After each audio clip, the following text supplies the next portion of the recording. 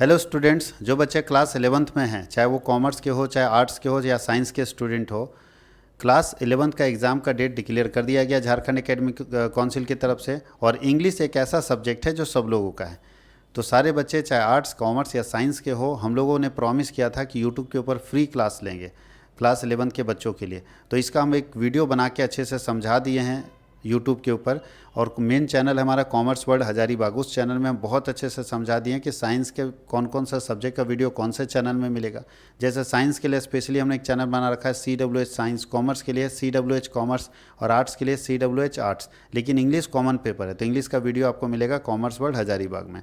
तो आप उस वीडियो को देखिएगा, पूरा का पूरा उसमें शेड्यूल किया गया है कि लाइव क्लासेस यूट्यूब पे लाइव जाएगा, रिकॉर्डिंग नहीं, लाइव क्लासेस होगा। आप अगर आपके पास समय है तो आप लाइव क्लास में ज्वाइन कर सकते हैं और उसका फ़ायदा ले सकते हैं। आज हम लोग क्लास स्टार्ट कर रहे हैं क्लास 11th के इंग्लिश का। और आप अगर इंटरेस्टेड हैं, आप झारखंड में कहीं से भी पढ़ते हैं, कॉमर्स वर्ल्ड हजारीबाग आपको ऑनलाइन और ऑफलाइन दोनों फैसिलिटी दे रहा है। आप ऑफलाइन भी आके यहाँ पढ़ेंगे, जो बच्चे ऑफलाइन पढ़ेंगे उनको ऑनलाइन सुविधा फ्री में मिलेगा। यानी ये हाइब्रिड सिस्टम पूरे झारखंड में पहली बार लेकर आए हैं।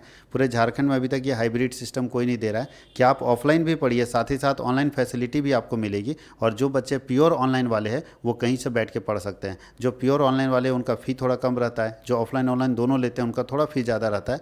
बट ये हाइब्रिड मिलता है और इतना कम सस्ते में मिल जाता है, इतना कम फी में मिल जाता है। जो आप ऑफलाइन में देते हैं उससे भी कम में हम लोग ऑफलाइन ऑनलाइन दोनों फैसिलिटी आपको प्रोवाइड करते हैं। तो आज सर का क्लास आप देखिए। आज से रेगुलर आपको रूटीन दे दिया गया है। रूटीन जाके आप वीडियो में देखिएगा, कॉमर्स वर्ल्ड हजारीबाग के चैनल में आपको रूटीन डाला हुआ, उस चैनल में जाके देखिए। उसमें पूरा प्रॉपर रूटीन डाला हुआ कि किस सब्जेक्ट के लिए कौन सा चैनल किस टाइम में हमारा क्लास होगा लाइव, और आप जुड़िए। और अगर आपको और रूटीन को PDF मोड में चाहिए या बाकी सारा चीज़ डिटेल में चाहिए तो कॉमर्स वर्ल्ड हजारीबाग का अपना एक व्हाट्सअप चैनल है और इस वीडियो के डिस्क्रिप्शन में उस व्हाट्सएप चैनल लिंक दिया होगा। आप जाइएगा, व्हाट्सएप चैनल लिंक में क्लिक कीजिएगा, ऊपर में ऑप्शन आएगा फॉलो कर लीजिएगा। तो आपको वहाँ पे प्रॉपर नोटिफिकेशन मिल जाएगा कि कौन सा क्लास किस डेट में होने वाला है, ताकि आपका क्लास कभी अगर ऑफ भी रहे, छुट्टी भी रहे, या कभी क्लास थोड़ा एक्सटेंड हो जाए आगे पीछे, तो आपको वहाँ जानकारी दे दी जाएगी। तो सर से पढ़िए इंग्लिश का class.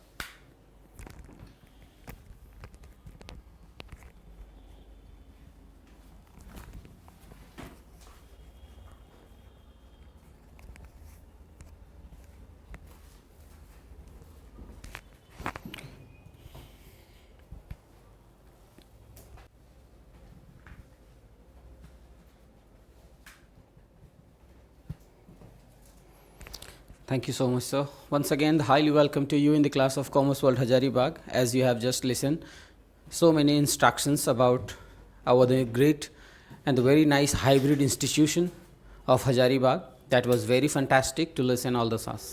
Thank you so much once again. I'm just doing the welcome to you. In front of you, this is Mr. Manohar Kumar Singh, who is just here to teach you English score for the class of 11th. First of all will discuss about one of the most important things we have to understand. सबसे ज़्यादा हम लोगों को important thing समझना ये है कि भाई सबसे पहले हम लोग सिलेबस देख लेते हैं, जान लेते हैं, है ना, कि कहाँ से क्या सिलेबस आ रहा है हमारा और कैसा हमारा सिलेबस है, कहाँ से कंटेंट्स बनेंगे हमारे। ठीक है,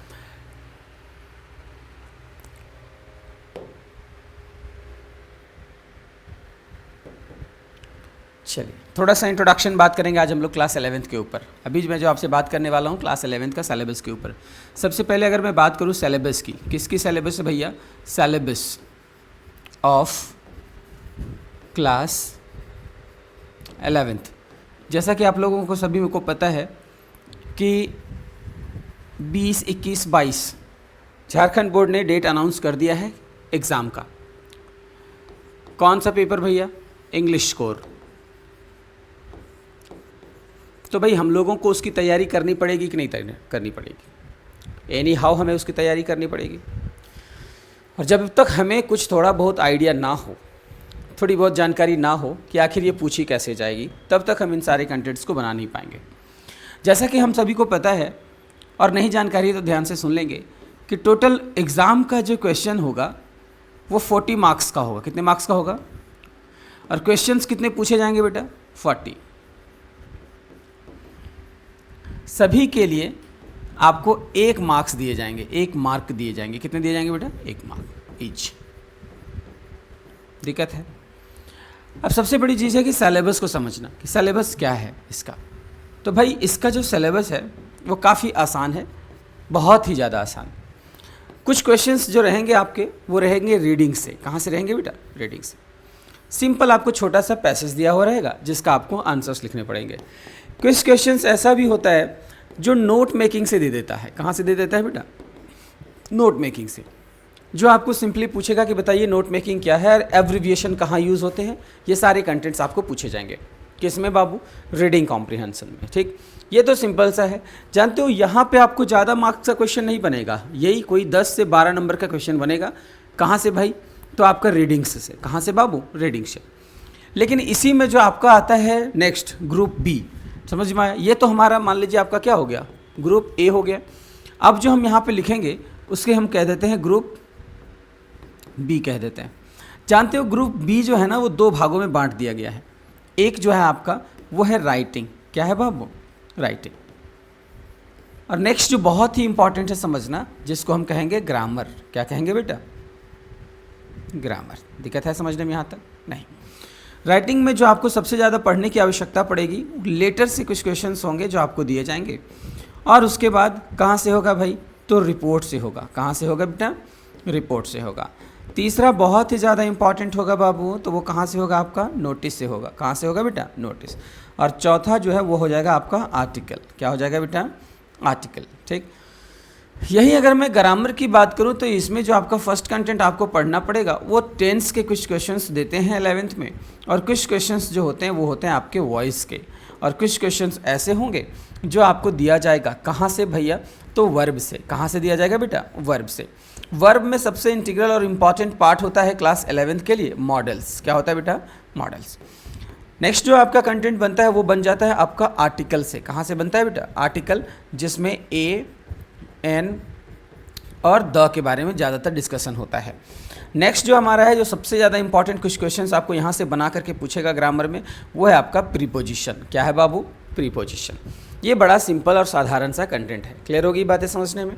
चलिए, ये तो हम लोग समझ गए, यहाँ तक कोई दिक्कत नहीं हुई। लेकिन अब बात करते हैं हम लोग ग्रुप सी की। किसकी बात करेंगे बेटा? ग्रुप सी की। तो ग्रुप सी जो है ना हमारा, वो लिटरेचर का कंटेंट है। किसका कंटेंट है बेटा? लिटरेचर का कंटेंट है। अब देखिए, लिटरेचर में हमें बेसिकली क्या समझना होता है? लिटरेचर में कुछ नहीं, लिटरेचर के भी भाग में देखा जाए ना तो इसको 2 भागों में बांट दिया गया है। कितने भागों में बांटा है बेटा? 2 भागों में बांट दिया गया। इसका जो बुक है ना, एक बुक का नाम है आपका हॉर्नबिल। क्या नाम है बेटा? हॉर्नबिल। और दूसरा जो किताब है उसका नाम है स्नैपशॉट्स। क्या नाम है बेटा? स्नैपशॉट्स। चलिए, ये हो गया हमारा। कहते हैं हॉर्नबिल जो है ना वो 2 भाग में बटा पड़ा है। जैसे एक को तो हम लोगों ने क्या कह दिया था? प्रोज कह दिया था, जिसका मतलब स्टोरीज होते हैं, और एक हमारा क्या होता है बेटा? पोएम होता है। ये जो स्नैपशॉट है वो हमारा क्या कहलाता है बेटा? सप्लीमेंट्री कहलाता है। दिक्कत है समझने में यहाँ तक किसी को? कोई किंतु परंतु नहीं। अभी जो मैंने आपको यहाँ पे स्क्रीन में बताया वो सिर्फ और सिर्फ क्या है बाबू? एक सिलेबस है क्लास 11th का। इतना आप पढ़ेंगे तो हो सकता है आपका 40 में 40 आ जाए। थोड़ी सी मेहनत करने की आवश्यकता है। जैसा कि आपको सारा इन्फॉर्मेशन तो मिल गया है, और सारे सर ने बहुत सारी बातें आपको बता भी दी, और मैं भी आपको बस चंद चीज़ें बता देना चाहता हूँ कि कॉमर्स वर्ल्ड हजारीबाग में हर तरह की फैसिलिटीज़ आपको दी गई हैं, जिसमें आपको बेनिफिट, अगर आप चाहते हो, बेनिफिट उठाना चाहते हो, तो you have to join as it is possible, because we are just providing in Jharkhand first time hybrid education. Doesn't matter you are offline और ऑनलाइन, आप ऑफलाइन हो या फिर ऑनलाइन हो, दोनों तरह की सुख सुविधाएं आपको प्रोवाइड की जाएंगी। आई बातें समझने बाबू यहाँ तक? फिलहाल मैंने क्या बताया? Syllabus of class 11th for English core. किसके लिए बताया बेटा? इंग्लिश कोर के लिए बताया, जिसमें आपको जो क्वेश्चंस पूछे जाएंगे वो कितने मार्क्स के होंगे भैया? जो क्वेश्चंस आपको पीछे पूछे जाएंगे वो कितने नंबर के होंगे बाबू? 40 नंबर के। देख लीजिए, मैंने यहाँ पे लिखा हुआ है कितने मार्क्स के हैं? 40। टोटल क्वेश्चन कितने होंगे भैया? 40 होंगे। एक क्वेश्चन के लिए कितने मार्क्स मिलेंगे आपको? तो भाई 1 मार्क्स मिलेंगे आपको। ग्रुप ए में तकरीबन 10 से 12 नंबर का क्वेश्चन पूछा जाएगा, जो रीडिंग रहेगा आपका और नोट मेकिंग रहेगा। ग्रुप बी और ए में राइटिंग सेक्शन को और ग्रामर दोनों को मिला करके तकरीबन 7 से 8 नंबर का क्वेश्चन पूछा जाएगा। कितने नंबर का पूछा जाएगा बेटा? 7 से 8 मार्क्स का क्वेश्चन पूछा जाएगा। बाकी ओवरऑल अगर देखा जाए तो ग्रुप ए और ग्रुप बी से तकरीबन 20 नंबर मान लीजिए आप। 21वां क्वेश्चन जो रहेगा वो लिटरेचर का रहेगा, यानी 50%। कितना बाबू? 50%। कहाँ से पूछेगा आपको? ग्रुप सी से पूछेगा, अर्थात लिटरेचर से पूछेगा। यहाँ तक समझने में किसी को दिक्कत है बाबू? नहीं। अब जो हमारा ये पार्ट है, कौन सा भाई? ग्रुप सी का पार्ट। किसका पार्ट बेटा? ग्रुप सी का पार्ट। चलिए अब हम लोग ग्रुप सी में जाते हैं और देखते हैं क्या है भाई ग्रुप सी का कंटेंट हमारा कैसा बनेगा, है ना? ये आप लोगों को समझ में आ गया होगा, कोई दिक्कत नहीं है। अब हम लोगों को ये देखना है, ये आपके स्क्रीन पे मैंने अभी बताया कि आप लोगों को ये जानकारी रखना पड़ेगा, सिंपल सा और बड़ा साधारण सा, कि आपके जो चैप्टर्स है वो कैसे है। तो सबसे पहले मैं आपको पढ़ाना स्टार्ट करूंगा चैप्टर्स। क्या पढ़ाना स्टार्ट करूंगा बेटा? चैप्टर्स। और एक एक करके हम लोग थोड़े बहुत लाइन कम्युनिकेशंस के साथ धीरे धीरे पढ़ना स्टार्ट कर देंगे। चलिए ऊपर आ जाते हैं और हम लोग सबसे पहले ग्रुप सी स्टार्ट करते हैं। क्या स्टार्ट करेंगे बेटा? ग्रुप सी, यानी कि लिटरेचर का भाव को समझेंगे कि लिटरेचर हमारा कैसे बनेगा और इसका आंसर और क्वेश्चन हम कैसे करेंगे। दिक्कत है किसी को समझने में बाबू यहाँ तक? नहीं। ये रहा आपका लिटरेचर का प्रोज। देखो यहाँ पे लिखा हुआ है अभी प्रोज, मैंने बोला भी था कि ये क्या लिखा हुआ रहेगा बेटा? प्रोज लिखा रहेगा। देखिए ये आपका क्या लिखा है बेटा? प्रोज। ठीक, ये आपका है पोर्ट्रेट ऑफ लेडी। अब इसको आप ध्यान से समझिए। पोर्ट्रेट ऑफ लेडी जो चैप्टर है वो लिखा गया है किसके द्वारा बेटा? खुशवंत सिंह के द्वारा। किसके द्वारा लिखा गया बेटा? खुशवंत सिंह के द्वारा। चलिए मैं आपको शॉर्ट में कहानी बताता हूँ, ध्यान से समझते जाइएगा। कहता है ये जो चैप्टर नंबर 1 है, किसकी कहानी है भाई? खुशवंत सिंह की। किसकी कहानी है बेटा? खुशवंत सिंह की। खुशवंत सिंह इस कहानी में अपनी दादी माँ के बारे में लिखता है। किसके बारे में बताता है बेटा? दादी माँ के बारे में बताता है। This story is the great relationship. क्या बाबू? एक ग्रेट रिलेशनशिप। किसके किसके बीच का है भैया? तो खुशवंत सिंह और खुशवंत सिंह के दादी के बीच का रिलेशनशिप है। इस कहानी का जो ऑथर है, कौन बाबू? ऑथर। वो कौन है भाई? तो ये खुशवंत सिंह। कौन है इस कहानी का ऑथर बेटा? खुशवंत सिंह है। खुशवंत सिंह इस कहानी में सिर्फ और सिर्फ अपनी दादी माँ के बारे में बताता है, अबाउट ग्रैंड मदर। एक रिलेशनशिप के बारे में बतलाता है। ठीक, 5 मिनट में पूरी कहानी समझाऊंगा, फिर हम लोग एक एक करके ये सारी चीज़ों को समझेंगे। कहते हैं खुशवंत सिंह जैसे ही कहानी शुरू करता है और बताने लगता है, वो ये समझाता है कि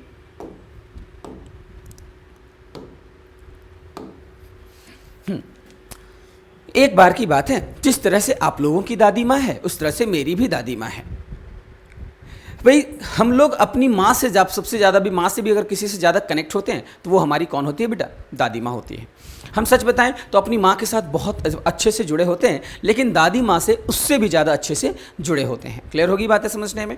देखिए दादी माँ के बारे में वो पहला ही लाइन शुरू करता है, कहता है जिस प्रकार से आप लोगों की दादी माँ है ना, वैसी मेरी भी दादी माँ है। लेकिन पता है मेरी ना जो दादी माँ है ना वो ओल्ड है। क्या है बेटा? ओल्ड है। और मेरी जो दादी माँ है ना वो थोड़ी सी ना शॉर्ट है। क्या है बेटा? शॉर्ट है। और पता है मेरी जो दादी माँ है ना वो थोड़ी सी फैट है। और जो मेरी दादी माँ है ना वो स्लाइटली बेंट है। क्या है बेटा? स्लाइटली बेंट है। समझ में आई बात है? अब पूछेगा बताओ दादी माँ कैसी थी? लेकिन पता है मेरी दादी माँ के जो चेहरा है ना, उस चेहरे पे पता है क्या दिया गया है? मेरी दादी माँ का जो चेहरा है, वो जो चेहरा है उसमें रिंकल है। क्या है बेटा? रिंकल। रिंकल का मतलब क्या होता है समझ में आ रहा है? जिस चेहरे पे झुर्रियाँ नहीं पड़ जाती, उस झुर्रियाँ पड़े हुए चेहरे को हम क्या कहते हैं बेटा? रिंकल्स कहते हैं। दिक्कत है समझने में यहाँ तक? लेकिन फिर भी पता है मेरी दादी माँ ना बहुत ब्यूटीफुल है। क्या है बेटा? फिर भी मेरी दादी माँ क्या है? बहुत ही ज़्यादा सुंदर है। जिसको सुंदर समझ में आता है ना, जिसको हम क्या बोलते हैं? बहुत ही ज़्यादा अच्छी है, ब्यूटीफुल है। हाँ, मेरी दादी माँ प्रिटी नहीं है। क्या नहीं है बेटा? प्रिटी नहीं है। प्रिटी का मतलब क्या होता है जानते हैं आप लोग? प्रिटी का मतलब होता है ऐसी सुंदरता जो मेकअप के बल पे हुआ हो, उसे हम प्रिटी कहते हैं। आई बात है समझने में? लेकिन अगर मैं ब्यूटीफुल की बात करूं तो अपनी दादी माँ को वो ब्यूटीफुल कहता है। समझ में आई बात है? कहते हैं मैं मेरी दादी माँ को पिछले 20 सालों से जान रहा हूँ। कितने सालों से जान रहा हूँ बेटा? 20 सालों से जान रहा हूँ दादी माँ को। एज इट इज़, जैसी की तैसी, एज इट इज़। कई सारे लोगों का कहना है कि मेरी दादी माँ ना जब यंग थी, क्या थी बाबू?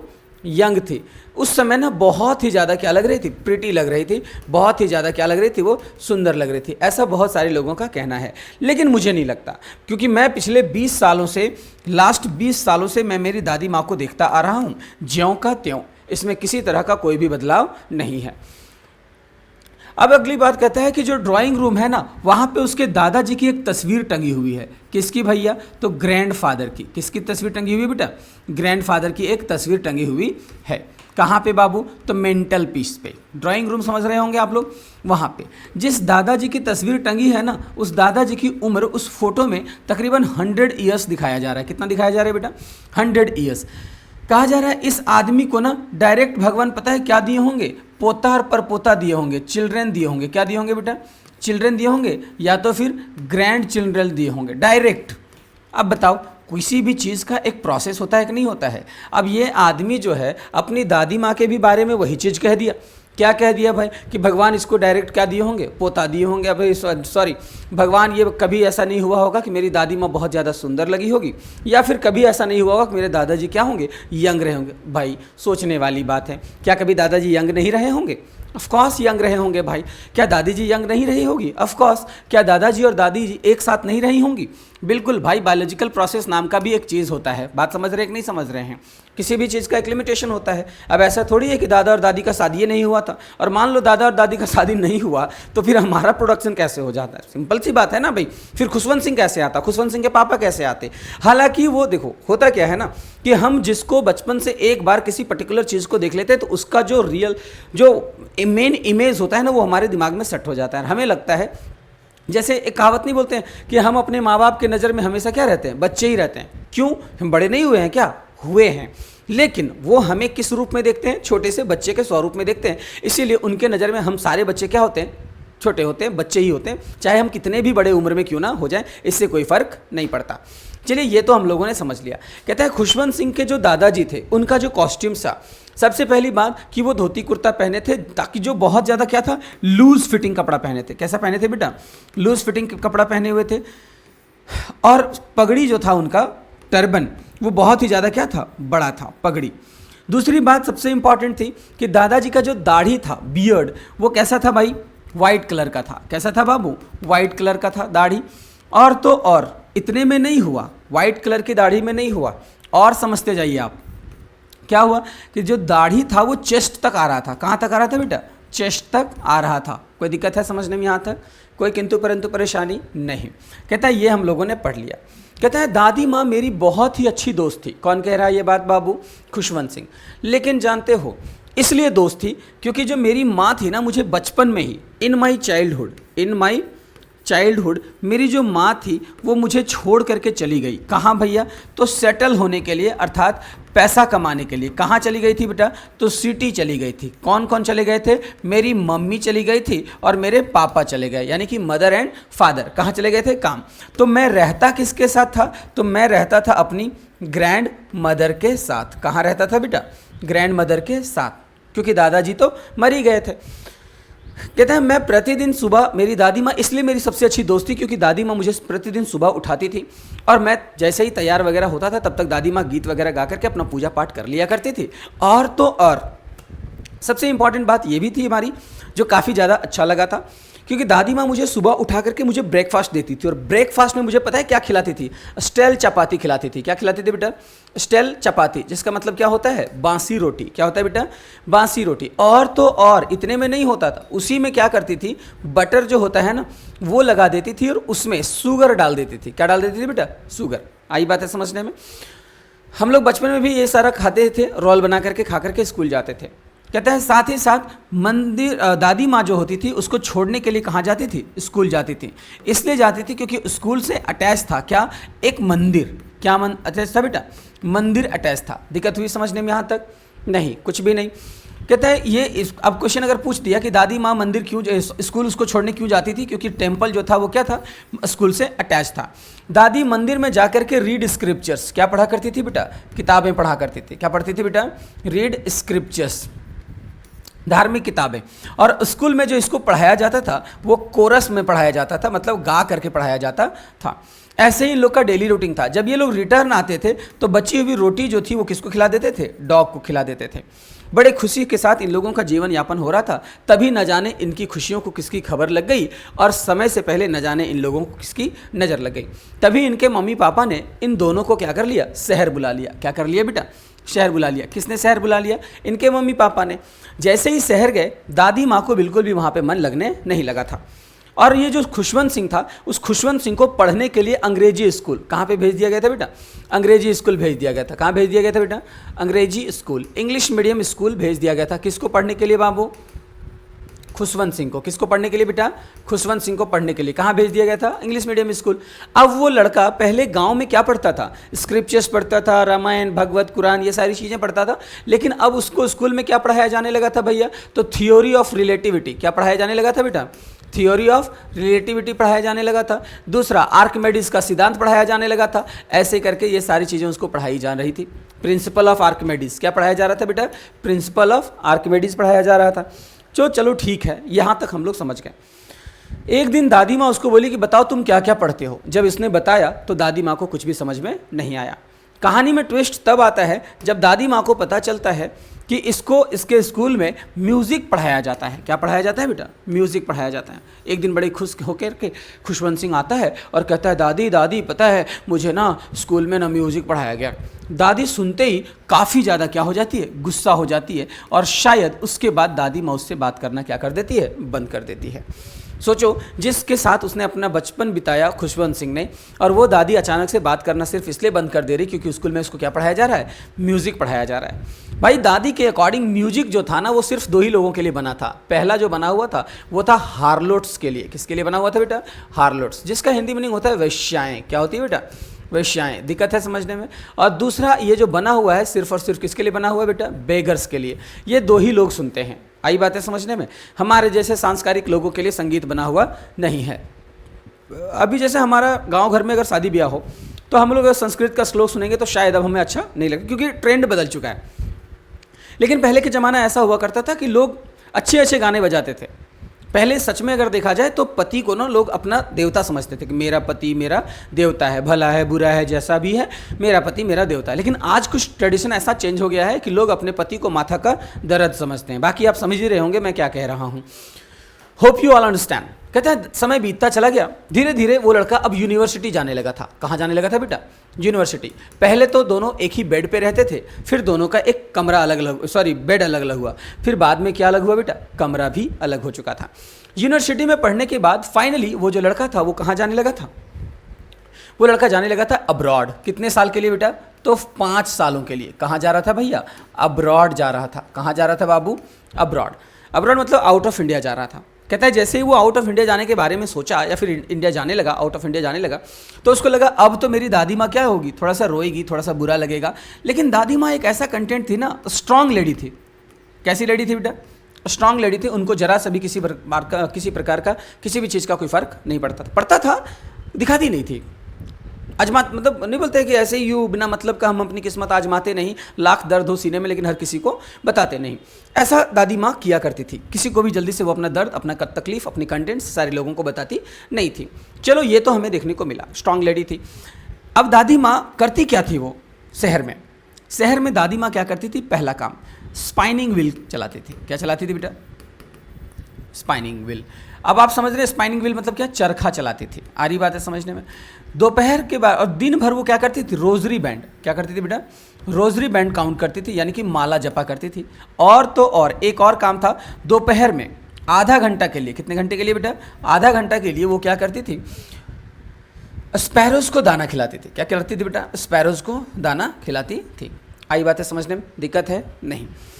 यहाँ से कोई दिक्कत नहीं हुआ आप लोगों को। स्पैरोज को दाना खिलाती थी। समय बीतता चला गया। फाइनली वो जब जाने लगा कहाँ? अब्रॉड, तो सी ऑफ के टाइम पे उसको बुलाती है और बुलाने के बाद उसको बुला करके सामने उसके माथे पे किस करती है और किस करने के बाद उसको विदागिरी दे देती है। जाते समय खुशवंत सिंह को सिर्फ इतना लगता था कि काश यूँ इस कदर हालात से बस शर्मिंदा रहे, जब तक मैं लौट के ना आऊँ तब तक मेरी दादी माँ जिंदा रहे।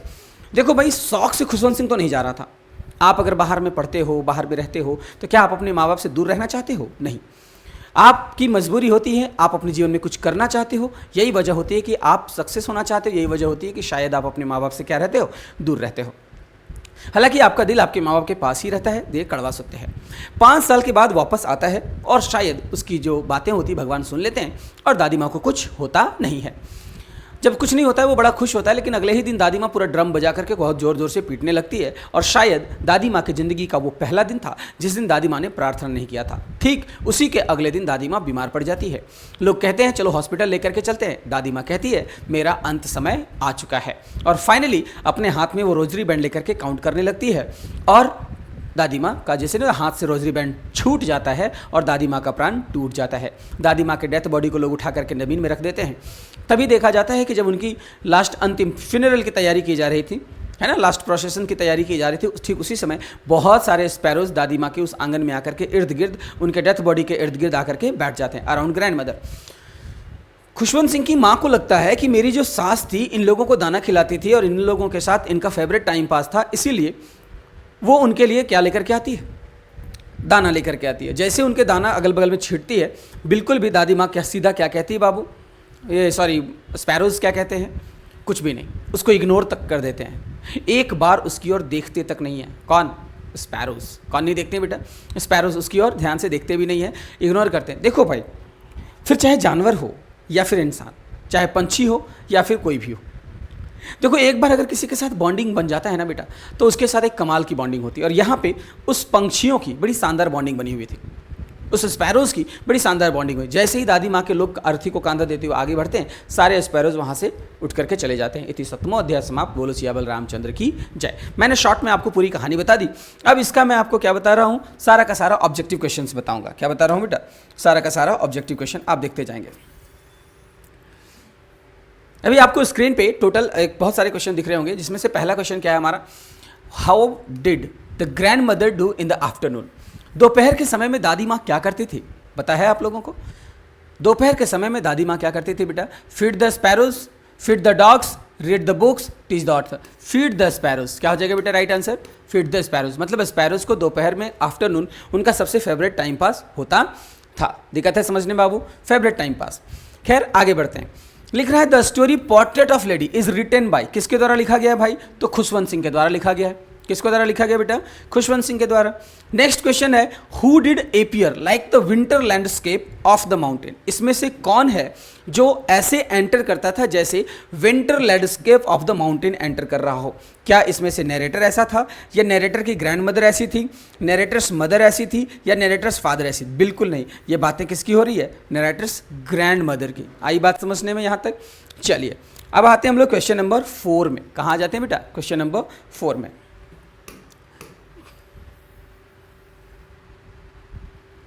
Now see the question number 4.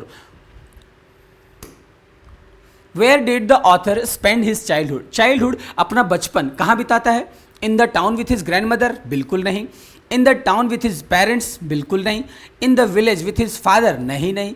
In the village with his grandmother? ये हो जाएगा हमारा सही आंसर। कहाँ पे बिताता है अपना बचपन? वो अपने गांव में दादी माँ के साथ। What did for the grandmother prepare the author every morning? दादी माँ जो थी, कौन बेटा? दादी माँ। What for did the grand mother prepare for the author every morning? सुबह सुबह उसके कहाँ जाने के लिए उसको तैयार करती थी? For school. कहाँ जाने के लिए तैयार करती थी बेटा? स्कूल जाने के लिए उसको क्या करती थी? तैयार करती थी। यहाँ तक समझने में किसी को दिक्कत है बाबू? स्कूल जाने के लिए क्या करती थी? उसको तैयार करती थी। Now come to the question number 6। अब क्या है बेटा? क्वेश्चन नंबर 6 कहता है Khushwant Singh grandmother portrait hung. अब खुशवंत सिंह ग्रैंड फादर है ये। क्या बेटा? फादर। इनकी तस्वीर कहाँ टंगी हुई थी? तो भैया ड्राइंग रूम में। कहाँ टंगी हुई थी बेटा? ड्राइंग रूम, मैंने अभी बोला था। तो आंसर इसका क्या हो जाएगा बेटा? Right answer drawing room. Why did the grand mother not accompany the author to his the school? Actually not company the author in his school in the city.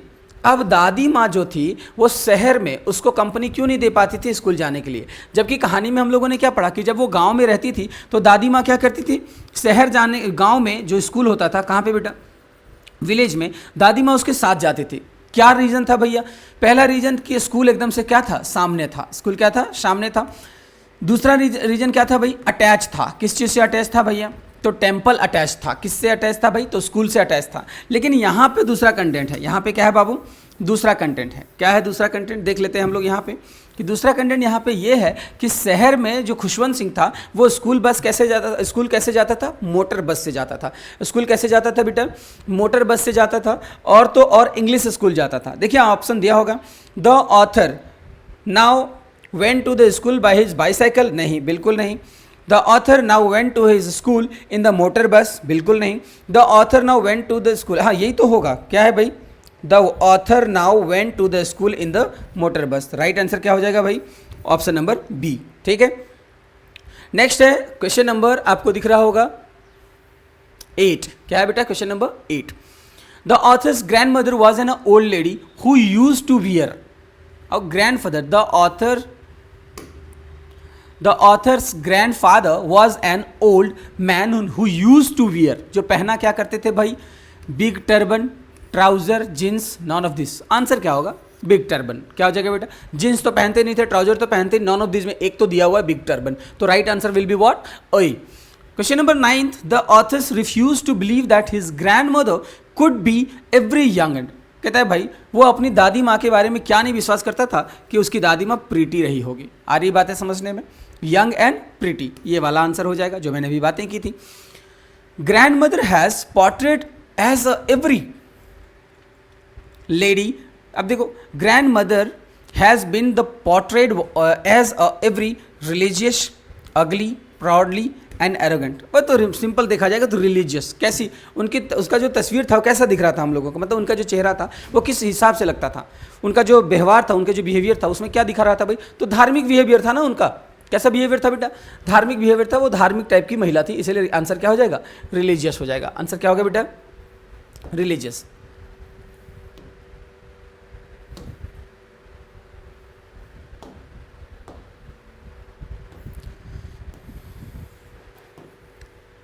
Now come to the question number 11। अब हम लोगों के पास कैसा है भाई question number 11, कहता है the grand mother was distress and disturb with the teaching in the school. क्या भाई, क्या डिस्टर्ब थी, क्या पढ़ाने से डिस्टर्ब थी भाई, इंग्लिश। क्या पढ़ाने से डिस्टर्ब थी बेटा, इंग्लिश पढ़ाने से क्या थी, वो डिस्टर्ब थी। चलिए आगे बढ़ते हैं।